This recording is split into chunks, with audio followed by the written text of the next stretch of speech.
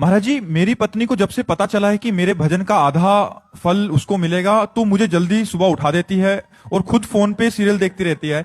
बार बार मेरा counter check करती है कि हाँ, और क्या घाटा थोड़ी होने देंगे अपने में। बहुत सुंदर। तो प्रणाम करते हैं ऐसी पत्नी को जो आपको भजन के लिए प्रेरित। खुद खुद मोबाइल देखती रहती है कि तुम कर लो। नहीं भाई, ये गलत है। कुछ संशोधन किया जाए महाराज जी। देखो, उस पत्नी को आधा मिलेगा, ये बात समझ लीजिए।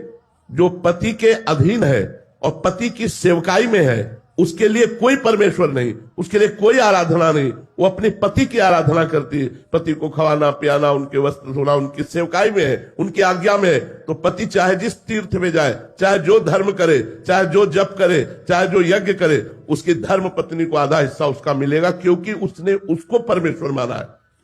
अगर पति की आराधना नहीं करते, मनमानी आचरण करते, तुम करो पाप और पति करे भजन और उसका आधा हिस्सा मिल जाएगा, ऐसा नहीं है।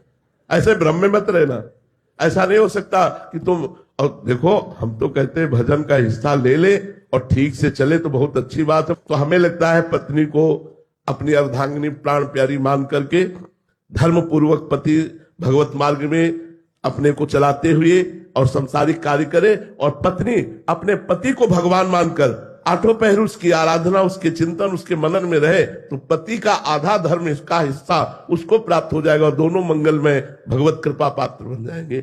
लेकिन पत्नी विमुख हो या पर पुरुष गमन करती हो या अपने पति का अपमान करती हो, तो भी आधा हिस्सा नहीं प्राप्त होगा। फिर नहीं प्राप्त होगा। फिर वो धर्म विरुद्ध चल रही तो आधा हिस्सा क्यों प्राप्त होगा? धर्म युक्त चल रही हो तो उसे आधा हिस्सा प्राप्त होगा।